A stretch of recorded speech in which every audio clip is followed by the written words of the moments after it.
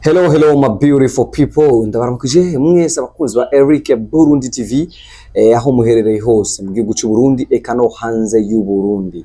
Ndakubwira ati ukuno mwanya ndi kumwe numwe mu producteur basanzwe bamenyerewe cyane mu midiho myinshi, aho novuga arabikora neza, arabica bigacika.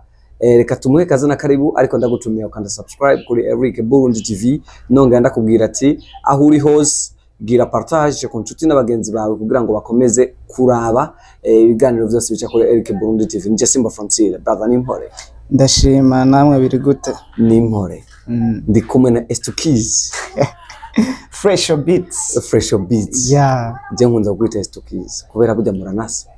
Na tachi zanyu hari umwanya umwe zigomba kugongana. Oh, nyuma yibonye uko, thank you. Cyanda kubaza. Uje inspiration y'ubu producteur wayikuye he? Yeah, ndayiko kwa producers beshi, gusa my favorite is Estokiz nko wabivuze. Yeah. Estokiz. Yeah. Na Chris Beats. Yeah. Ndafise kibazo shaka nakubaza. Burya mu gukora beat kugira wemere ko ari beat nziza. Isabwa ko ibifise ibikini biki. Ibikini biki, so icambere ni percussions, udwera kuri percussions. Ko kila producer afise kunatangwa gukora beats, je ntangwa gukora percussions. Ama bagasubira amakode n'ibindi bintu nyene, ama beats tukayikora. Nubwo beats intwara umwanya munini, ibintu vya mbere intwara umwanya munini. Yeah. Warigeze ko umuririmbyi. Yeah. Kandi urabikora neza. Ufashwa na Jerdy Classic wo muri Teka Music. Murakora ibintu byinshi cyane, ariko bica birangira uzura umu producteur. Mbe byo byavuye kuki? So kuva nkora umuziki nabindi mu producer. Gusa ntabwo nawe bwayifatira umwanya gose, gusa mu nyuma ndacinda ifatira umwanya. Yari sanzwe ari n'impano yanje. Okay, turazi abaririmbyi benshi usanga ari nabo bikorera beats. Ariko kuri wewe fresh waciye uhitamo guhagarika kuririmba. Abantu benshi bari bibaza yuko woba nanje uririmba ukaba no producteur, wobaye nka ba Big Fizzo. Burya Big Fizzo azi gukora melody, arazi gukora iki, ariko kubera iki umuvuduko wo kuririmba wacu uhagarara? No, kuririmba je ndaririmba, ugiye kuri channel yanje urabona indirimbo ndibaza bimaze nk'amezi 4 iriko kuririmba ndarimba, ntabwo nabihagaritse. Gusa ntabwo nkiririmba umuziki, ndirimba gospel. Umuziki w'Uburundi ubona gute? Yeah, uri fresh, uri kuratera intambwe. Sapi kukwiza ama views nkajya kuri Kirisese wenka nk'umu producteur. Benshi baravuga yuko Kirisese atari indirimbo yo kunzwe nka kurya. Benshi bagatangazwa, hari benshi banavuga mbere ko ari boost. Nawe bivuga ko no, ntabwo ari boost. Cyambere cyo Kirisese is my favorite song. Yeah. Every day ndabimviriza nga muri laptop yanje y'akazi. Yeah, is my favorite song, ndayikunda gose. Umuririmbyi wibaza uramutse ukoranye nawo igikorwa woca wiyongera kuruta ukuri mu mwuga ninde? Yeah, wari we wese ndavuga international. Basi mvuge national muraba biwacu. Yeah, ndashobora gukora umwandagaro nkaca biti, urumva sinzi wari we, sinovugira ngo nuyu. Wari we wese, cyo twanakubwira ati wari we wese. Umuproducteur usanzwe ukunda cyane mu Burundi ninde? Mu Burundi mu Burundi ariho bita Gigabit. Is my favorite producer, one way. Yeah, one of producer nkunda na Factor. Hari abavuga ko ugeze ku munyeshuri wa Gigabit. Savye bivuga ko iki? No, ntabwo nigeze ku munyeshuri wiwe. Yeah, ahubwo umunyeshuri wa Sauce. Ego kwa Sauce waraciye? Yeah, kumara. Ariko no kwa Gigabit kandi warahaciye? Yeah, ntabwo naciye kwa Gigabit, gusa n'umu friend n'umujama wanje, gusa kubera urazi indirimbo nyinshi nkikora ibintu vya music nakorera iwiwe. Hari akajambo nigeze kumva bari kuvuga abantu bavuga ati umuproducteur mugenza wakora muri Teka Music ndibaza uramuzi? Ya Mota. Okay. Mota, yes. Yeah. Ati Mota ntiyari ku umuproducteur muri Teka Music. Kandi uwamuhaye akazi nawe mwari muzinanye, uwamurondere connection. Ati connection ije ya Mota wari kuyironka wewe. Uvyakira gute? Ni ibintu bishimishije, so ni tuvuge ni umugisha wiwe kila muntu afite umugisha wiwe none nacanze bira guta umugisha w'umuntu burya musara gusumba experience ntavyo nzi kila muntu umva afite uko akora ku ruhande rw'iwawe ku ruhande rw'iwawe kila muntu afite uko akora ku ruhande rw'iwanje kila muntu afite uko akora ku ruhande rw'iwawe ntabwo no bimenya abafanzi bavuga ati uyu muntu arasumba kuri wewe na kuri wewe na kuri jewe niko ndamwemera gusa baguhaye Satbi baguhaye B-Face baguhaye Big Fizzo baguhaye Natasha ukurikiranye ku buririmbyi bwabo niwe muririmbyi ubona mukoranye urinze umukorera igikorwa cyo bakiza kuruta abandi bose nibisasu bose nibisasu ndabemera gose we uri mukuri hari Satbi hari Big Fizzo Natasha ndose seme barakaze gose barabizi bro bafise impano superstar umaze kubona ukamusaba ko unamukorera n'igikorwa ku buntu yabaye no ntabwo ndavyumvira ivyo inyuma yo gukora audio akandi kadusanzwe ukora nakahe akazi kanje naka ni production akandi akazi nkora se ko kuririmba gusa narisha akakantu kamesha akanda kubaza burya Mr Fresh asanzwe yubaze no bad nabwo ndubaka narisha aga freestyle ya kawe gato gusa tukomeze kunezererwa sawa okay uri mana nyamana ni wigera uhinduka turi kumwe kandi turiko turakumviriza uri mana nyamana ni wigera uhinduka isezerana nigera bro ongeza ati mugabo abandi baririmbyi murabakota mukavuga ati bari mu mistake bakosheje bari kuduga bari kumanuka reka tubayane n'ivyo Bright Hope means what? Bright Hope ansomye vyanditse ku mupira okay ni numva numusani shiramwe jeje gutanga umusada abantu batishoboye na usanzwe urimo umuntu asanzwe afasha Fresh nini no je nabwo mfise umuntu afasha warabaye mu kozi wa Bryzoma Melody twegeze kuba dukorana warabaye mu kozi wa Bryzoma Melody yego nageze gukoresha twegeze gukorana warabaye mu kozi wiwe yego ariko mu nyuma cyagura studio kandi mu minsi mike cyane ariko mwamanze gushwana ariko mwamanze gushwana twigeze dushwana ahubwo turayisangiye ni studio murayisangiye ni studio muri Murenga twariyumviye dusiga ingufu hamwe kugira dukora ikintu ciza aho uri mukuru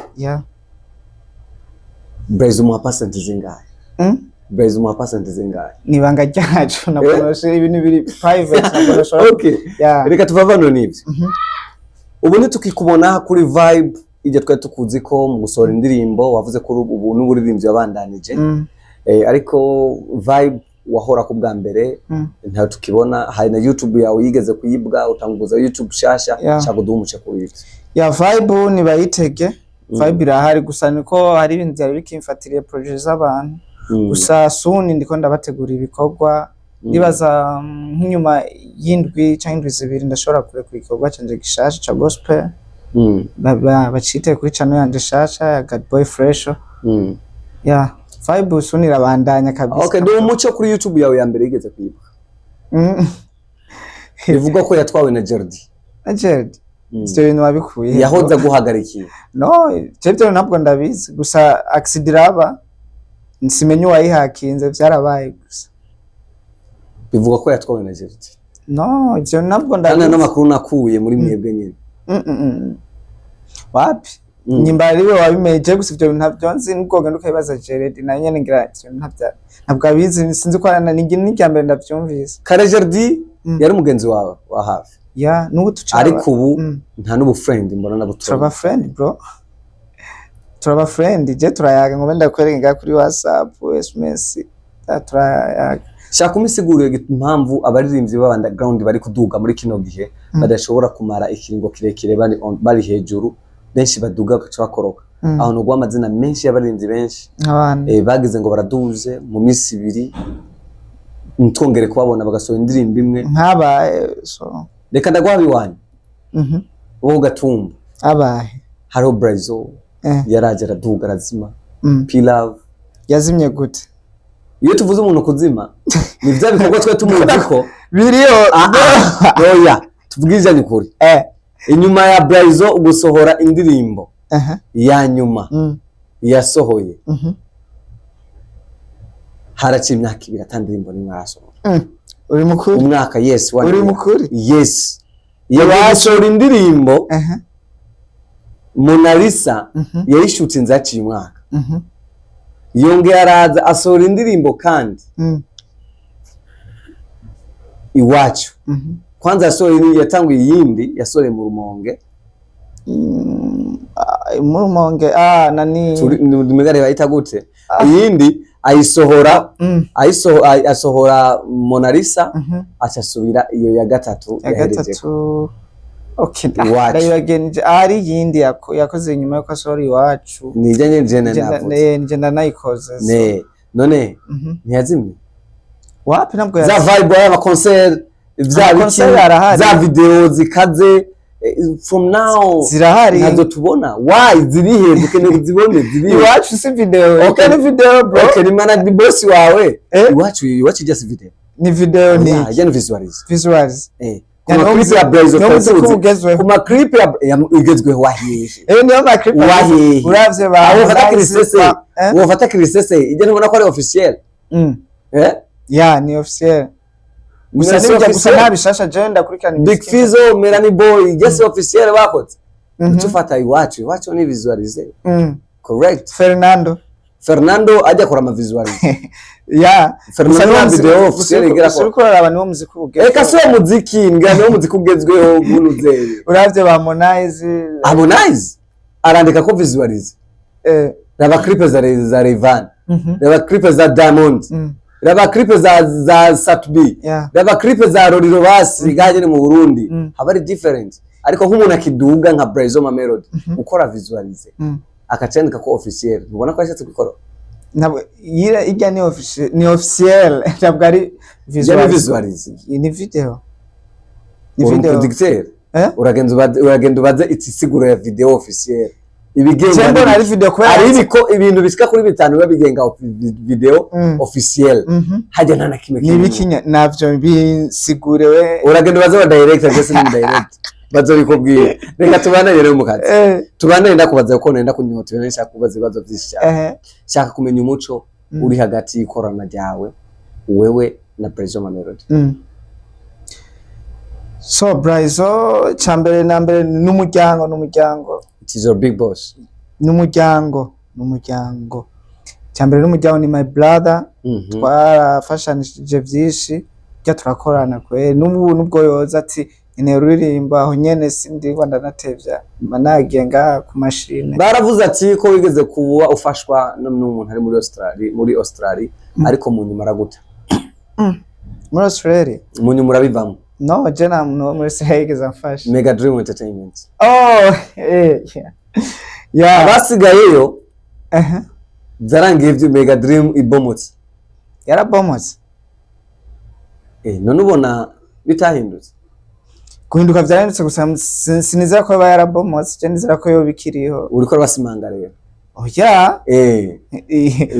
gusa umviriza gusa kira kintu bro Rebo ni ibintu bisaba kwitonda ni ibintu bigoye ibintu byo kuva rero hari gihe usaba ariko barapanga latiba zabo sinashobora kandi umwe afise YouTube ni warasigayeyo yaci yatora uravye no muri WhatsApp kiri umwe afise YouTube ukacuraba ibikorwa kujya byakorerwa promo ugasanga YC indirimbo imaze kwa amezi 6 ifite views amajana 5 Rebo ni ikintu kigoye video ntiwamenye ibintu bariko barapanga wavuye kubera jewe ni kumvo zanje kiramuna afise imvo ziwe sinoshobora kubisa abandi bagumaye kubera abandi bagumaye kubera kiramuna afise wumva n'imvo zanje kiramuna afise ukuntu nyimba sinobivuga kwanza nibanga ryanje okay reka tumeze nk'abagera kurangiza ikiganiro tuturangiza ikiganiro nashaka ugira akajambo kamubwiye abantu bari kukura muri kano kanya So icambere na mbere coco ndabashimiye, ndabaye n'ikaze muri Fresh Beats. Muri Fresh Beats bitega ibikorwa byinshi biriko birakorerwa muri Fresh Beats, ndabaye ikaze. Naha Inyanza Lake impande ya Lycée kandi ndabashimiye. Areka beats nari nkeneye. Beats Shaka touch yawe gato. Touch yanje. Okay, let's go. Shaka touch yawe gato. Ndayumve. Uyumve Fresh Beats. Touch ya Fresh Beats. Okay. Fresh Beats. Bro. Fresh. Iki bisazi nge turaba ka beats kari hano. Shaka beats nyene ebana mwihabura. Imiri on top. Okay. Get kugurure projet. Ya tukubitemo beats nyene mwisara. Hama wavuze ko Bryce ari gukora ibikorwa. Yeah. Ariko murabe ntibazove baba nka Musamariya. Musamariya yabaye gute? Yabaye gute? Abarenzi mubatwarira ama YouTube. Kandi umenga byatanguye rimwe baragusaba bareka kubutwara YouTube nawe. Ya birabaho. So ni kuba gusa makini kuba channel ya kwisecreta ko kandi abazitwara abazitwara yanyu nawe vyakubaye ko kugira ngo Gerda butware YouTube once management Gerda nabwo yantwaye cyane urabihakanya uramutinya muriye mwikota ndamubaha gose warazogera n'ubu nyene akora muri Iteka director wa Iteka music gena n'ubu nyene umubaze je naco dupfa Gerda ni kubera yakwinjije mu gisagara. Ni kubera yakwinjije mu gisagara. Mu gisagara gute? Twafashanije byinshi kandi bivugwa ko ariwe yagufashije. No. Yaramfashije. Twarafashanije. Waramufashije yaragufashije. Murafashanya. Arakora video wazi gukora ku buntu ngucuzana igamba aca fata YouTube yawe ayidandaza. Ivyo aya makuru yakuye. Aya makuru YouTube yawe udako mu Burundi. Ni serious bro. Ni serious bro. Ni serious. Umbeya ni uwo muntu yazaye amakuru y'umbeya. Okay, jemba touch yawe gusa. Nka touch yawe nge twugura project iraremeye indiko nayitegura Big Fizzo na Sat B ikora bo ndiko nabategura ni beat ziko ndabategurira ni beat yategurira nde Big Fizzo na Sat B bazoza ko recording ngaha aha nyene kwa Fresh ndabaye kazi ndabahamagara Fizzo Sat B welcome kwa Fresh Beats ndabakorere hit international hit international yeah twagiye oyo